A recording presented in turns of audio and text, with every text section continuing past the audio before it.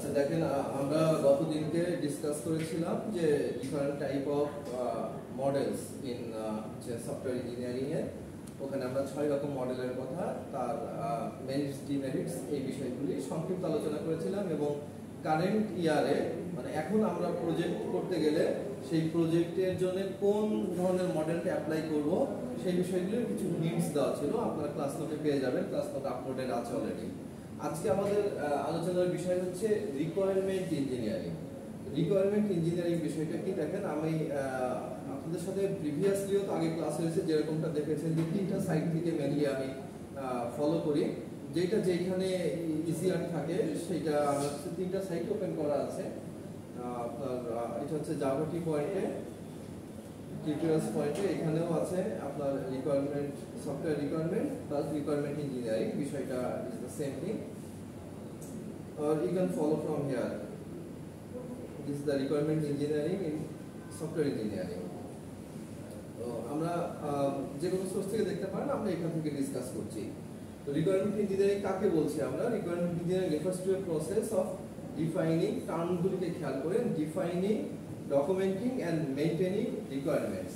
মানে আপনার একটা সফটওয়্যার তৈরি করার আগে তো আপনি রিকোয়ারমেন্টগুলিকে নিয়ে কাজ করবেন, যে কাস্টমারের কি রিকোয়ারমেন্ট আছে সেগুলিকে অ্যানালাইজ করব, গ্যাদার করব, ফার্স্ট গ্যাদার করব, দেন অ্যানালাইজ করব, দেন সেই রিকোয়ারমেন্ট অনুযায়ী ওটাকে সলিউশন করব।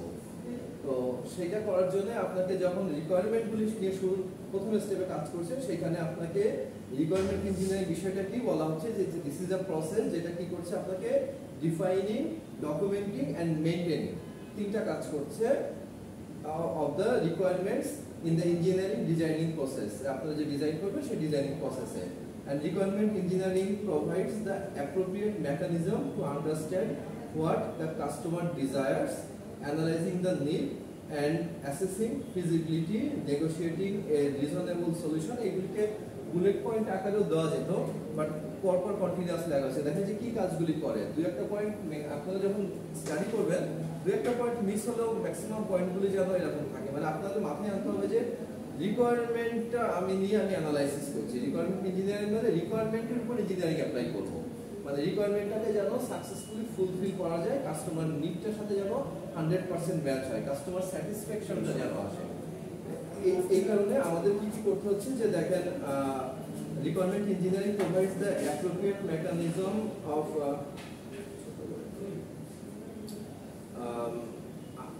mechanism to understand what the customer desires. The customer desire থাকছে, then analyzing the need, তার নিডটাকে, চাহিদাটাকে অ্যানালাইজ করা থাকবে, and assessing the feasibilityটাকে অ্যাসেস করবেন, সেই বিষয়টা থাকছে। negotiating a reasonable solution, একটা নেগোসিয়েট করব, আমরা একটা রিজনেবল সলিউশনে আসার চেষ্টা করব। যেমন যে একটু আগে একজনের সাথে আলোচনা করছিলাম আমরা যে একটা শব্দের গড় বের করা, এটা কি একটা নেগোসিয়েশনের একটা সলিউশন তো আসতে হবে, যে when this is one single value, so আমরা এটার মানে ফর্মুলা তো ফেলাই যাচ্ছে, যে গড়ের যে ফর্মুলাটা সেটাই ফেলতে পারছে, বাট যখন একটা সিঙ্গেল ভ্যালু হচ্ছে সেখানে আননেসেসারি। তো একটা কিছুকে আপনি অ্যাপ্লাই করবেন সেটাতে একটা রিজন থাকতে হবে, এবং সেটার একটা মানে যে আউটপুটটা আসছে সেই আউটপুটটাকে অ্যাপ্রোপ্রিয়েট হতে হবে। তো আপনি ওই ফর্মুলায় ফেলে করলে ফর্মুলা তো সবার জন্য প্রপার অ্যান্সারটা আসবে। এনিওয়ে ওইটা আমাদের না। দেখেন যে আরো কিছু পয়েন্ট আছে, যে স্পেসিফাইং দ্য সলিউশন ক্লিয়ারলি, মানে সলিউশনটাকে স্পেসিফাই করবে পরিষ্কারভাবে, এবং validating the specification and managing the requirements as they are transformed into working system.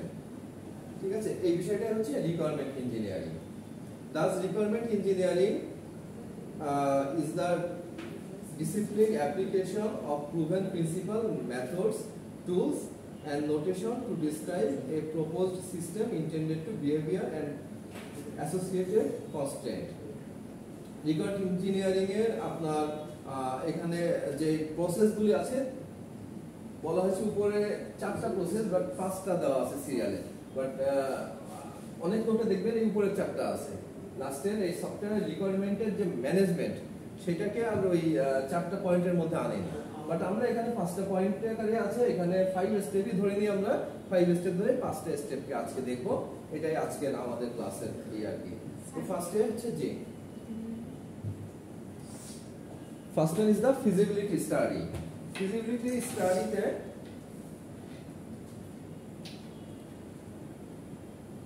Feasibility মানে কি? ফিজিবিলিটি স্টাডি করব, তো ক্লিক করলে দেখেন ফিজিবিলিটি মানে আপনার নেটের স্পিডের উপরে ডিপেন্ড করছে যে এটার মানে কতক্ষণে আসবে। ফিজিবল মানে যা ফিজিবল থেকে ফিজিবিলিটি এসেছে। আচ্ছা, ফিজিবিলিটি স্টাডির মধ্যে আমরা এখানে একটা চার্ট দেখাচ্ছি। চার্টটার মধ্যে যেটা আছে দেখেন যে আপনার প্রোডাক্টটা ফিজিবল কিনা সেটাই করার জন্য আপনি একটা ফিজিবিলিটি স্টাডি করছেন এবং তার থেকে একটা রিপোর্ট জেনারেট করতে পারেন। বাট যদি রিপোর্ট জেনারেট না করে আপনি এই পাশে আসেন, মডেলটার মধ্যে আপনারা অ্যারেগুলি খেয়াল করে দেখবেন যে রিকোয়ারমেন্ট, এলিসাইটেশন এন্ড অ্যানালাইসিস এই বিষয়টা আসছে এবং সেখান থেকে আবার এটা যাচ্ছে নিচের দিকে সিস্টেম মডেলে আসছে এবং এই পাশে রিকোয়ারমেন্ট স্পেসিফিকেশনে যাচ্ছে। মানে এটা একটা জটিল প্রসেসের মধ্যে দিয়ে নিয়ে আসছে। মানে আমরা সহজ কথা যে আমরা একটা প্রবলেম পাইলে সেই প্রবলেমটাকে নিয়ে চিন্তা করলাম, ওটাকে ডিফাইন করে ওটার যা যা আছে পুরোটাই ব্রেকডাউন করলাম, দিয়ে সেটাকে সলিউশনে নামলাম। কিন্তু স্টেপসগুলি আমরা যদি খেয়াল রাখি তাহলে ওই যে এই স্টেপটা কিন্তু অনেক ইঞ্জিনিয়ারিং অ্যাপ্লাই করেই এই মডেলটা তৈরি করা হয়েছে। সো আমাদের কাজটাকে সহজ করার জন্য, ওই যে কাজটা আমরা করছিলাম সেই কাজটাকে আমি ইজিয়ার করার জন্য আপনার ডায়াগ্রাম, সবটার মধ্যে ডায়াগ্রাম না, দুইটার মধ্যে জাস্ট ডায়াগ্রাম আছে, ডায়াগ্রামটা একটু খেয়াল রাখার চেষ্টা করবেন। দেখেন যে রিকোয়ারমেন্ট স্পেসিফিকেশন থেকে এটা আবার গেছে রিকোয়ারমেন্ট ভ্যালিডেশনে এবং ওখান থেকে আবার ব্যাক করছে স্পেসিফিকেশনে। মানে এই যে এখান থেকে ভ্যালিডেশন আসছে আবার স্পেসিফিকেশনে ব্যাক করছে, অথবা আপনার চলে যাচ্ছে সোজা ইউজার সিস্টেম রিকোয়ারমেন্টের মধ্যে, যেখান থেকে আমরা রিকোয়ারমেন্টের ডকুমেন্টেশন করছি। আবার যদি সিস্টেম মডেল যেটা তৈরি হচ্ছে ওইখান থেকে রিকোয়ারমেন্ট ডকুমেন্ট তৈরি হচ্ছে। মানে আমাদের ডকুমেন্টেশন তৈরি করাটা কিন্তু সফটওয়্যার ইঞ্জিনিয়ারিং এর মধ্যে একটা বিগ পার্ট। যেমনটা আপনারা গত ল্যাব ক্লাসে দেখেছেন যারা ছিলেন, যে আপনাদেরকে একটা টাস্কও দেওয়া হয়েছিল ল্যাব টাস্ক। আমরা হচ্ছে প্রবলেম স্টেটমেন্ট, আপনাদেরকে একটা টপিক ডিসাইড করতে বলেছিলাম। ফর দিস কোর্সে একটা প্রজেক্ট করবেন আপনারা, সিঙ্গেল, ইন্ডিভিজুয়াল অথবা দুইজন মিলে। সেই প্রজেক্টের মধ্যে কিছু সাজেস্টেড টপিকও দেওয়া হয়েছে এবং প্রবলেম স্টেটমেন্ট কি ওই বিষয়টাকে ডিসকাস করা হয়েছিল এবং আপনাদেরকে আপনার টপিকের, প্রজেক্ট টপিকের উপরে আপনার প্রবলেম স্টেটমেন্টটাকে সুন্দর করে লিখতে বলা হয়েছিল এবং যেটা লেন্থ বলা হয়েছিল মোর দ্যান 1 পেজ যেন হয়। ঠিক আছে, সাধারণভাবে প্রবলেম স্টেটমেন্ট 1 থেকে 3 পেজের হয়, বাট আপনারা এখন তো প্র্যাকটিস করছেন, আপনারা 1 পেজের বেশি করার চেষ্টা করবেন, একটু বড় করে লেখার চেষ্টা করবেন। মানে প্রবলেমটা, আপনার প্রজেক্টের প্রবলেমটা নিয়ে বিভিন্নভাবে চিন্তা করবেন এবং সেই প্রবলেম সেইটাকে লিস্টেড আকারে করবেন। স্যাম্পল দেওয়া আছে নোটের মধ্যে, একদম পয়েন্ট আকারে ওইখানে একটা স্যাম্পল দেওয়া আছে, মানে কিভাবে লিখবেন সেটাও আছে এবং একটা রিয়েল টাইম স্যাম্পলও দেওয়া আছে। আচ্ছা, ফিজিবিলিটি স্টাডি বিষয়টা কি আমরা একটু এবার দেখি। যে the object behind the feasibility study is to create the reason for developing the software is that acceptable to users, মানে ইউজারদের কাছে acceptable যেন হয়, flexible to change and comfortable to establish standard। এই বিষয়গুলিকে খেয়াল রেখে তো তাহলে আপনি দেখেন যে এখানে টাইপস অফ ফিজিবিলিটির মধ্যে কি কি আছে। ফার্স্টে technical feasibility, and then operational feasibility, and then economic feasibility। তিন রকমের ফিজিবিলিটি হতে পারে। এই তিন রকমের ফিজিবিলিটি সম্পর্কে যদি আরো ডিটেইলে পড়তে চান তাহলে এই সাইটে যদি আসেন এখানে দেখেন যে আরো ডিটেইলস আছে, technical feasibility, operational and economic feasibility. But আমরা সংক্ষিপ্ত আকারে জানলেই হবে যে what is the term means. Technical feasibility বলতে, technical feasibility evaluates the current technology which are needed to accomplish customer requirement within the time and budget। Technical feasibility evaluate করছে কি? Evaluate করছে আমাদের কারেন্ট টেকনোলজিকে এবং which are needed to accomplish the customer requirement, কাস্টমারের রিকোয়ারমেন্টটাকে accomplish করার জন্য within the time and budget, এটার মধ্যে। তারপরে সেকেন্ডে দেখেন যে অপারেশনাল ফিজিবিলিটিতে কি আছে। অপারেশনাল ফিজিবিলিটিতে আছে operational feasibility assesses the range in which the required software performs a series of level to solve business problems and customer requirement। কাস্টমারের রিকোয়ারমেন্ট এবং বিজনেস প্রবলেম এইগুলিকে সলভ করা রিলেটেড যে অপারেশনস আছে সেই অপারেশনস গুলিকে নিয়ে যে feasibility, that is the operational feasibility. And final one is the economic feasibility, যেটা কি করছে decide whether the necessary software can generate financial profit for an organisation. মানে এইটা কোন একটা অর্গানাইজেশনের জন্য ফিনান্সিয়াল বেনিফিট আনতে পারবে কিনা সেইটাকে, মানে একটা সফটওয়্যার তৈরি করছি আমার কাজের সুবিধা, কোম্পানির সুবিধার্থে, বাট সেইটা করতে যে যদি আমার যে খরচ গেল সেই খরচটা যদি আমার না ওঠে, মনে করেন একটা অ্যাকাউন্টিং সফটওয়্যার তৈরি করলাম, আমার অ্যাকাউন্টে 3 জন লোক ছিল, আমি ওইটাকে এখন যদি 2 জন লোক দিয়ে না করাইতে পারি, তাহলে সফটওয়্যারটা দিয়ে আমার লাভ হলো কি? আমি যদি 3 জন লোকই রাখতে হয়, তাহলে তো আমার সফটওয়্যারের খরচটাও গেল, প্লাস হচ্ছে আমার প্রিভিয়াসলি যে মেইনটেনেন্স খরচ ছিল, ইকোনমিক মেইনটেনেন্স, সেটাও থেকে যাচ্ছে। সো এই 3 রকমের ফিজিবিলিটি হতে পারে। একটা হচ্ছে টেকনিক্যাল ইস্যু নিয়ে, একটা ফিজিবিলিটির বাংলা ওয়ার্ডটা মানেটা মনে আসতেছে না, এই জন্য ফিজিবল থেকে ফিজিবিলিটি এসেছে। ফিজিবল মানে হ্যাঁ সম্ভাব্য, ওই কঠিন ওয়ার্ড অনেক সময় এইটা মুখে মনে হয়, মানে এক্সাক্ট বাংলাটা মনে আসে না, এই জন্য খুঁজেই যায় সম্ভাব্যতা। ঠিক আছে, বহু ঠিক বলছেন, সম্ভাব্যতা যাচাই করা আর কি। তার মানে আপনি টেকনিক্যাল ফিজিবিলিটি চেক করবেন, 3 রকমের ফিজিবিলিটি: টেকনিক্যাল, অপারেশনাল এবং ইকোনমিক বা ফিনান্সিয়াল ফিজিবিলিটি। এটা হচ্ছিল 1 নম্বর, ফিজিবিলিটিটাকে স্টাডি করা, যে আমি যে সফটওয়্যারটা করব, তৈরি করব, এটা ফিজিবল হবে কিনা for me or my company. Second one হচ্ছে আপনার রিকোয়ারমেন্ট এলিসাইটেশন এন্ড অ্যানালাইসিস। এলিসাইটেশন মানে হচ্ছে বিবর্তন বা এই টাইপের কিছু। এলিসাইটেশন বের করা মানে ফাইন্ড আউট সামথিং। আচ্ছা, রিকোয়ারমেন্টটাকে ফাইন্ড আউট করব এবং এটাকে অ্যানালাইজ করব, সেটা হচ্ছে আমাদের সেকেন্ড টাস্ক। ঠিক আছে, রিকোয়ারমেন্ট ইঞ্জিনিয়ারিং এর মধ্যে আমরা পড়ছিলাম হচ্ছে রিকোয়ারমেন্ট ইঞ্জিনিয়ারিং, তার মধ্যে সেকেন্ড টাস্কটা হচ্ছে রিকোয়ারমেন্টের এলিসাইটেশন এন্ড ওটাকে অ্যানালাইজ করা। তাহলে this is also known as the gathering of requirement. রিকোয়ারমেন্টগুলিকে একত্রিত করবেন, মানে ওইগুলিকে একত্রিত করার পরে তো আমরা ওইটা থেকে প্রবলেমগুলিকে ফাইন্ড আউট করব। Here requirements are identified with the help of customers and existing system process if available। যদি এক্সিস্টিং থাকে কিছু এবং কাস্টমার যাদের টার্গেট করে আমি তৈরি করছি সেই রকম বিষয়গুলিকে মাথায় রেখে আমি স্টাডিটা করব। এবং analysis of requirement start with the requirement elicitation. The requirements are analyzed to identify inconsistencies, defects, omission, etc.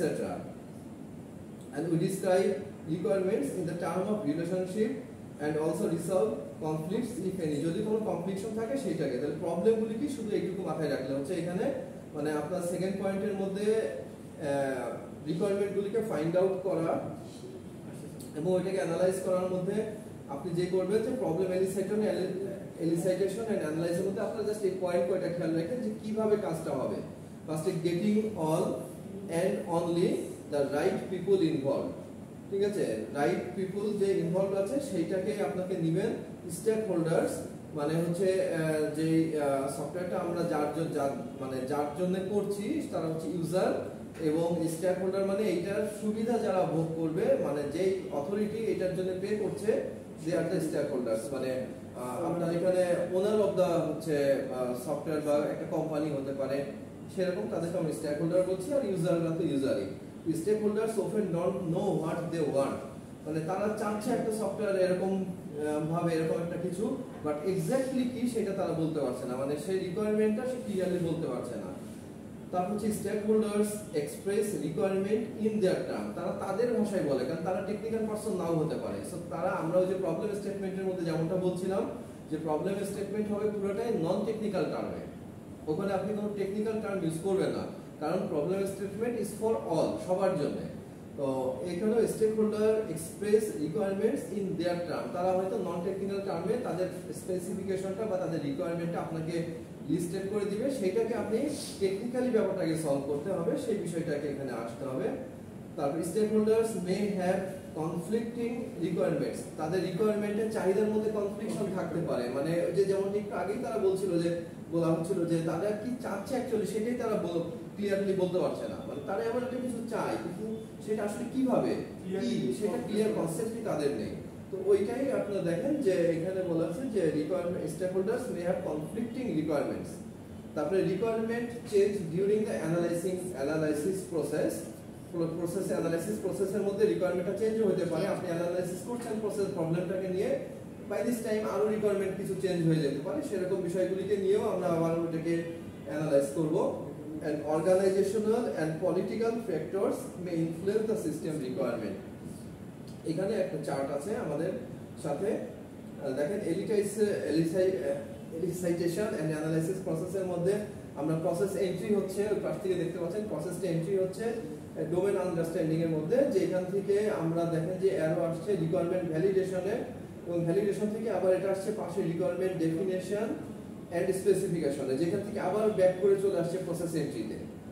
আবার অন দ্য আদার হ্যান্ডে দেখেন যে এই ডোমেন আন্ডারস্ট্যান্ডিংটা আবার নিচের দিকে চলে আসছে রিকোয়ারমেন্ট কালেকশনে, যেখানে আপ এন্ড ডাউন হচ্ছে, মানে রিকোয়ারমেন্ট কন্টিনিউয়াস কালেকশন হতে পারে, আমার যে রিকোয়ারমেন্ট চেঞ্জ হতে পারে, নতুন রিকোয়ারমেন্ট আসতে পারে, রিকোয়ারমেন্ট মাইনাস হতে পারে, তো ওইটা ডোমেন আন্ডারস্ট্যান্ডিং এর সাথে কন্টিনিউয়াস ওইটা আপডেট হচ্ছে, মানে আপ এন্ড ডাউন হচ্ছে। যেবার রিকোয়ারমেন্ট কালেকশনের পরে ওইটাকে ক্লাসিফিকেশন করা হচ্ছে, ক্লাসে ভাগে গ্রুপে আলাদা আলাদা ভাগ করছে, এবং পরে ওইটাকে আবার রিকোয়ারমেন্ট কালেকশনের মধ্যে অ্যাড করে দেওয়া হচ্ছে। ক্লাসিফিকেশন থেকে দেখেন কনফ্লিক্ট যে রেজুলেশন ছিল সেইখান থেকে আবার সার্কুলেট হচ্ছে, তার মানে এখানে বেশ কিছু সার্কুলেট অবস্থা আছে, যে এখান থেকে এখানে যাচ্ছে একটা সার্কেল, এখান থেকে এখানে যাচ্ছে একটা সার্কেল, এখান থেকে এখানে যাচ্ছে সার্কেল, সার্কেল প্রত্যেকটাই দেখেন যে সার্কুলেট হয়ে আসছে, এবং লাস্টে যেটা এখানে আছে এটা থেকে আবার যদি কোনো প্রবলেম থাকে আবার এন্ট্রিতে চলে যাচ্ছে, এন্ট্রি থেকে। তাহলে যেমনটা একটু আগেই বলছিলাম যে এই যে একটা ডায়াগ্রাম তৈরি করা হয়েছে, এই ডায়াগ্রামটা কিন্তু এমনি যে একটা বানায় দেওয়া হয়েছে এরকম না, এটা সফটওয়্যার ইঞ্জিনিয়াররা অনেক তারা টেকনিক অ্যাপ্লাই করে অনেক রুলস ফলো করে এরকম একটা আপনাদেরকে গাইডলাইন দেওয়া হচ্ছে, যে গাইডলাইনগুলি ফলো করলে আমরা এফিসিয়েন্ট ভাবে এই কাজটাকে করতে পারবো। তারপর দেখেন যে রিকোয়ারমেন্ট স্পেসিফিকেশন, রিকোয়ারমেন্ট আমাদের যা আছে সেটা স্পেসিফিকেট যদি আমরা করতে চাই, তাহলে যে software requirement specification is a kind of document, এটা এক ধরনের, এই যে আপনাদের গতদিনকে এসআরএস এর কথা বলা ছিল, software requirement specification, this is the SRS. আমরা শুনেছি এসআরএস ডকুমেন্ট আমাদেরকে লিখতে হবে, আপনাদের সেকেন্ড লেভেল কাজ হচ্ছে যে এসআরএস ডকুমেন্ট লেখা, যেটা একটা লার্জ ডকুমেন্ট এবং যার একটা স্যাম্পলও আপনাদের সাথে শেয়ার করা আছে। আমরা কি যেন প্রবলেম নিয়ে করছিলাম, passport automation, right? Passport automation সিস্টেমের উপরে আপনাদের এসআরএস লিখতে হবে। নেক্সট আপনারা প্রবলেম স্টেটমেন্ট লিখছেন, কমপ্লিট এসআরএস লেখার গাইডলাইনটাও গতদিনকে দেখাচ্ছিলাম যে এরকম এরকম পয়েন্টস গুলিকে থাকতে হবে ওই এসআরএস এর মধ্যে, মানে লাইক একটা প্রজেক্ট বুক সাবমিট করার মতো, যে প্রজেক্ট বুকের মধ্যে হয়তো 15-20টা পেজ হতে পারে, এবং ওখানে কি কি পয়েন্টে আপনি আলোচনা করবেন সেই পয়েন্টগুলি দেওয়া আছে, এবং উইথ এ কমপ্লিট স্যাম্পলও দেওয়া আছে। প্লাস আপনারা যদি ইন্টারনেটে সার্চ করেন, মনে করেন যে আপনি ব্যাংক ম্যানেজমেন্ট সিস্টেমের উপর একটা এসআরএস লিখবেন, অথবা আপনি কলেজ অটোমেশন সিস্টেমের উপর এসআরএস লিখবেন, তাহলে এটা লিখে নেটে সার্চ করলে এরকম স্যাম্পল অনেক পেয়ে যাবেন, যেখান থেকে আপনি নিজের আইডিয়া নিয়ে বা অনেকগুলি থেকে বেস্ট অংশটুকু নিয়ে আপনারটাকে করতে পারেন। নিজস্ব কিছু আইডিয়া অবশ্যই দিব, এবং যেহেতু আমাদের সামনে resource open, huge resource open, আমরা রিসোর্সের সহায়তাও নেব। কারণ দেখেন যে এই সুন্দর করে ক্লাস নোটগুলি যদি আমাদেরকে বই দেখে দেখে তৈরি করতে হতো তাহলে আমাদের অনেক সময় লাগতো, বাট কিছুটা জিনিস তো রেডি আছে। আমরা মনে করেন এই টপিকটার উপরে পড়ার জন্য টিউটোরিয়াল সাইট তো অনেক আছে, কিন্তু তার থেকেও আমি স্পেসিফিক ভাবে 3-4টা সাইটকে কেন ফলো করছি, কারণ এই সাইটগুলি আই থিঙ্ক যে আপনাদের জন্য একটু ইজিয়ার হবে, এবং সব সাইটে যে সবটা ভালো মতো আছে এরকমও না। এই কারণে আমরা যেহেতু নেট থেকে রিসোর্স পাচ্ছি এবং থেকে চুজ করছি, ফ্যাসিলিটিটা আপনারাও নিতে পারেন, ঠিক আছে? You can also take this facility. আপনারা আপনাদের যে কোনো প্রজেক্ট ওয়ার্কে, আপনাদের যে কোনো স্টাডিতে উইল ফাইন্ড সাম কন্টেন্ট। আমাদের শুধু ক্লাস নোটের উপরে সবসময় ডিপেন্ড না থেকে আপনি নিজেও একটু নেটে সার্চ করেন, বাট আমরা চেষ্টা করি আপনাদেরকে বেস্ট পসিবলটা দেওয়ার। তাহলে দেখেন যে এটা একটা ডকুমেন্ট বলা হচ্ছে, software requirement specification is a kind of document which is created by software analyst after the requirement collected from the various sources.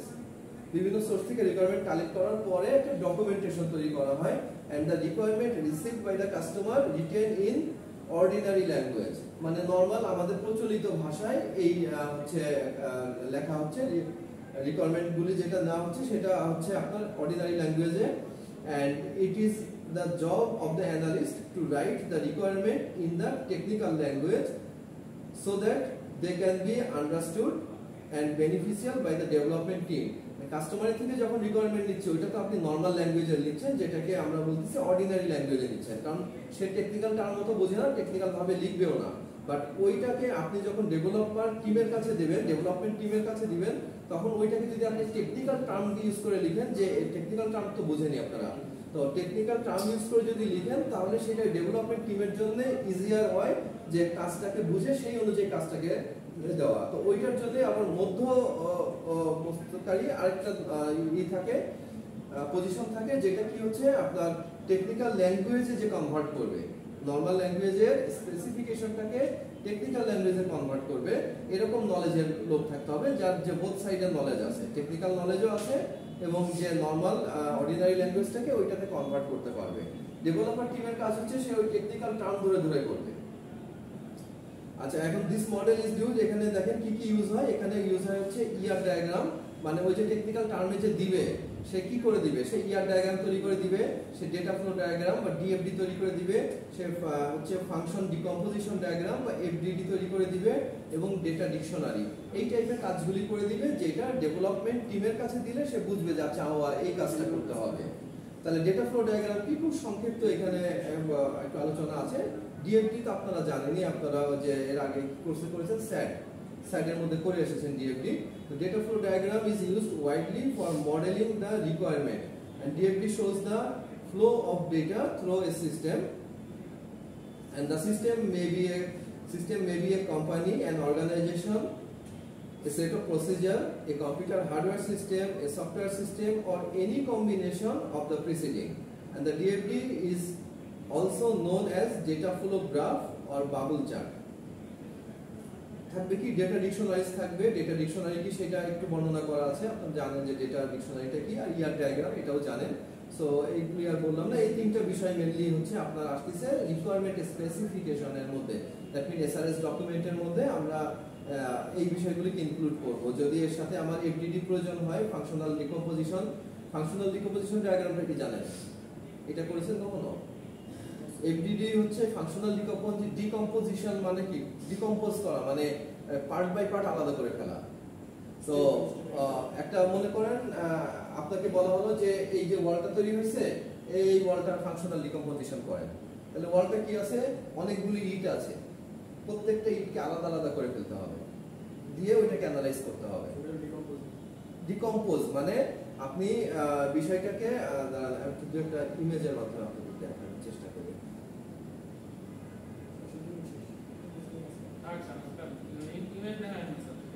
না, ওই যেটা বললাম আপনি ইমেজ দেখাচ্ছেন, আমি জাস্ট এইটার সংজ্ঞা এখানে দেখাইনি, এটার সংজ্ঞা দেয়নি তো এই জন্য বলছি। তো বেসিক্যালি এটা হচ্ছে যে আপনাকে কম্পোনেন্টগুলিকে, কোনো একটা অবজেক্টের কম্পোনেন্টগুলিকে আলাদা আলাদা করে মানে ডিকম্পোজ করে সেটাকে অ্যানালাইজ করা, সেই বিষয়টা হচ্ছে এটার মধ্যে আসে। আচ্ছা, ইয়ার ডায়াগ্রাম আপনারা জানেন, এই জন্য এটা কিছু বলছি না। তারপরে 4 নম্বর পয়েন্টে আছে হচ্ছে সফটওয়্যার রিকোয়ারমেন্টের ভ্যালিডেট করার মধ্যে আসে কি, after requirement specification develop, the requirement discussed in the document are validated, and the user might demand illegal impossible solution, মানে ইউজার চাইতেই পারে অনেক ইলিগাল কিছু চাচ্ছে বা আপনার ইম্পসিবল যেটা সলিউশন করা সম্ভব না এরকম কিছু একটা চাচ্ছে, or expert may misinterpret the need, and requirement can be checked against the following condition. Requirement এই যে কাস্টমার যে রিকোয়ারমেন্ট দেবে সেটাকে কোন কন্ডিশনগুলির উপরে ফলো করে চেক করবেন, যে আমরা ওটার মধ্যে ইলিগাল বা অসম্ভব ইম্পসিবল এরকম বিষয়গুলি যেন না থাকে, এবং যদি থাকে সেইগুলিকে ওখান থেকে মাইনাস করা এবং ইউজারকে বোঝানো যে দিস ইজ নট পসিবল। এখানে কি কি থাকতে পারে, কোন condition, if they can practically implement, and if they are correct and as per the functionality and especially of software, and if there are ambiguities and they are full and they can be described, and if they can describe মানে তারা যদি প্রবলেমটাকে proper ভাবে বর্ণনা করতে পারে। তো এই রিকোয়ারমেন্টটাকে, যার যে রিকোয়ারমেন্ট ওটাকে ভ্যালিডেট করাটাই হচ্ছে রিকোয়ারমেন্টের ভ্যালিডেশন। রিকোয়ারমেন্ট ভ্যালিডেশনের টেকনিকটা দেখেন, টেকনিকের মধ্যে বলা হচ্ছে যে রিকোয়ারমেন্ট রিভিউ বা ইন্সপেকশন করা। রিকোয়ারমেন্ট যেটা আসছে সেটাকে আপনি সিস্টেমেটিক ম্যানুয়াল অ্যানালাইসিস করবেন অফ দ্য রিকোয়ারমেন্ট, সিস্টেমেটিক ওয়েতে ম্যানুয়াল অ্যানালাইসিস করবেন, যেটাকে আমরা বলছি এটাকে রিভিউ করা বা ইন্সপেকশন করা রিকোয়ারমেন্টের। তারপর প্রোটোটাইপিং করা, যেটা using a executable model of the system to check the requirements, যে রিকোয়ারমেন্ট আছে ওইটার একটা এক্সিকিউটেবল মডেল তৈরি করে সেটার মাধ্যমে চেক করব। Test case generation, developing the test for the requirements to check the testability, মানে ওইটার যে ইউজ কেস আছে একরকম আর টেস্ট কেস আছে আরেক রকম। টেস্ট কেস মানে হচ্ছে যে আপনি ওইটার বাস্তবিকে টেস্ট করে যে সঠিক ফলাফল আসছে কিনা বা মানে প্রোডাক্টিভ কোনো ভ্যালু রেজাল্ট আসছে কিনা সেই বিষয়টাকে আপনার এখানে টেস্ট কেসের মাধ্যমে জেনারেট করা হয়। আর হচ্ছে একটা অটোমেটেড কনসিস্টেন্সি অ্যানালাইসিস, যেখানে কি করে checking for the consistency of structured requirement description, এই বিষয়গুলিকে আপনার এই ভ্যালিডেশন টেকনিকের মধ্যে থাকে।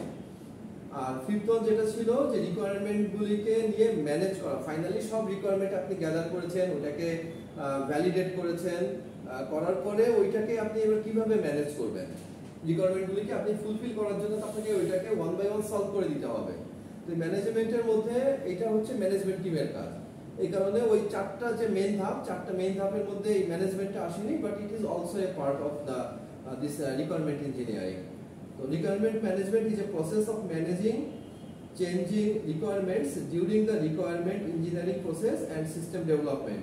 New requirements emerge during the process as business needs a change, মানে ওইটার যদি কোনো প্রয়োজন হয়, বিজনেসের যদি কোনো চেঞ্জ প্রয়োজন হয়, and a better understanding of the system is developed, একটা বেটার আন্ডারস্ট্যান্ডিং সিস্টেম তৈরি করা হচ্ছে, যেটা ডেভেলপ করা হচ্ছে আর কি, সেটার কথাই বলা হচ্ছে। and the priority of requirement from different viewpoint changes during development process, প্রায়োরিটিটা অফ রিকোয়ারমেন্ট এটা বিভিন্ন হচ্ছে আপনার ওই যে ডেভেলপমেন্ট প্রসেসের মধ্যে এটা ভিউ পয়েন্টটা চেঞ্জ হতেই পারে। and the business and technical environment of the system changes during the development. Software prerequisite কি আছে এখানে? প্রিরিকুইজিট আছে হচ্ছে আপনার software requirement, collection of software requirement is the basis of the entire software development project, hence they should be clear, correct and well defined. এই যে আপনি রিকোয়ারমেন্টটা দিবেন, রিকোয়ারমেন্টটা যেন clear, correct and well defined হয়। আরো কিছু হতে হবে, সেই বিষয়গুলো হচ্ছে এরকম যে কমপ্লিট সফটওয়্যার রিকোয়ারমেন্ট স্পেসিফিকেশন, মানে যে এসআরএস ডকুমেন্টটা আপনারা তৈরি করবেন বা লিখবেন সেটা যেন এরকম হয়, যেটা সহজ কথায় clear, correct and well defined. But এছাড়াও আরো হতে হবে consistent, coherent, comprehensible, modifiable, variable, prioritisable, traceable, তারপরে হচ্ছে ক্রেডিবল সোর্স। এরকম বেশ কিছু বিষয় হতে হবে, বাট মেইন তিনটাই হচ্ছে যে আপনাকে ক্লিয়ার হতে হবে, কারেক্ট হতে হবে এবং ওয়েল ডিফাইন্ড হতে হবে, এবং অবশ্যই মডিফাইয়েবলও হতে হবে, কারণ এটাকে যেন রিকোয়ারমেন্ট অনুযায়ী মডিফাই করা যায়। 4-5টা পয়েন্ট মনে রাখলেই হবে। আচ্ছা, এরপরে লাস্ট প্রায় শেষ, আমরা যে সফটওয়্যার রিকোয়ারমেন্টের মধ্যে the largely software requirement must be categorised into two categories. এক হচ্ছে ফাংশনাল রিকোয়ারমেন্ট আর নন ফাংশনাল রিকোয়ারমেন্ট।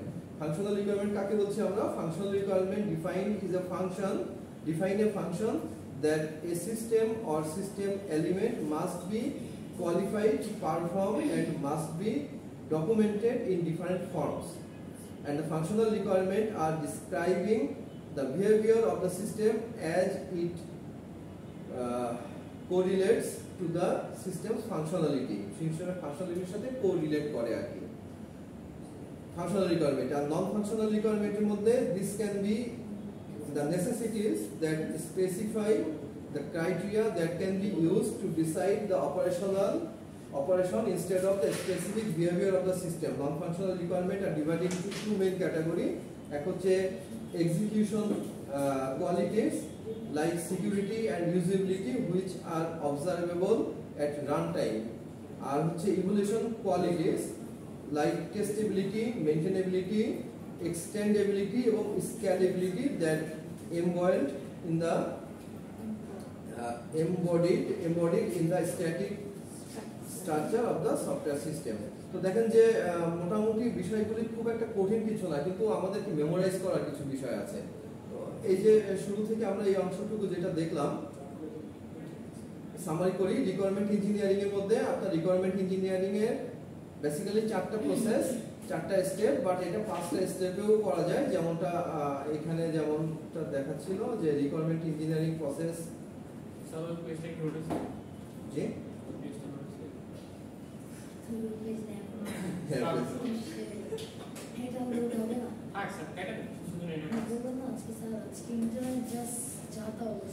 আচ্ছা, হ্যাঁ, তো দেখেন যে এখানে ওই যে ফিজিবিলিটি স্টাডি, এটা কিন্তু ওয়াটারফল মডেল না, এটা হচ্ছে রিকোয়ারমেন্ট ইঞ্জিনিয়ারিং প্রসেস। মানে দেখতে অনেকটা ওয়াটারফলের মতো মনে হচ্ছে, বাট ইটস নট ওয়াটারফল।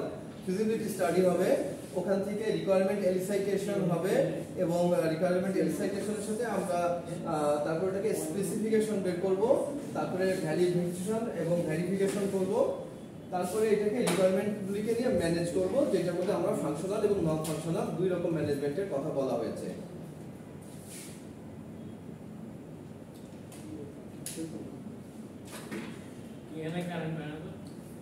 আচ্ছা, দুটো ডায়াগ্রাম ছিল, ফিজিবিলিটি স্টাডি এরপরে এই যে এডিটেশন এন্ড অ্যানালাইসিস এর মধ্যে যে একটা ডায়াগ্রাম আছে, এরপরে আপনার রিকোয়ারমেন্ট স্পেসিফিকেশনের মধ্যে এসআরএস এর মধ্যে ওই যে বেশ কয়েক রকম ডায়াগ্রামের কথা বলা হয়েছে, ডিএফডি, এফএফডি, ডেটা ডিকশনারি, ইয়ার ডায়াগ্রাম এটসেট্রা। তারপরে রিকোয়ারমেন্ট ভ্যালিডেশন ছিল, রিকোয়ারমেন্টগুলি ভ্যালিড কিনা সেইটাকে আমরা কোন কোন প্যারামিটারে যাচাই করব সেই বিষয়গুলি আপনারা এখানে রিকোয়ারমেন্ট ভ্যালিডেশনের মধ্যে পাবেন, এবং ফাইনালি ওইটাকে আমরা কিভাবে ম্যানেজ করব সেই বিষয়গুলি। এবং প্রি রিকুইজিটের মধ্যে বলা হচ্ছে যে আমরা পূর্ব শর্ত কি, যে একটা এসআরএস আপনি লিখতে বসার আগে আপনার মাথায় রাখতে হবে যে এসআরএসটা of course must be clear, correct, well defined এবং মডিফাইয়েবল, এই বিষয়গুলি যেন ঠিক থাকে। আর জি অনেক সময় আছে একটু। আচ্ছা,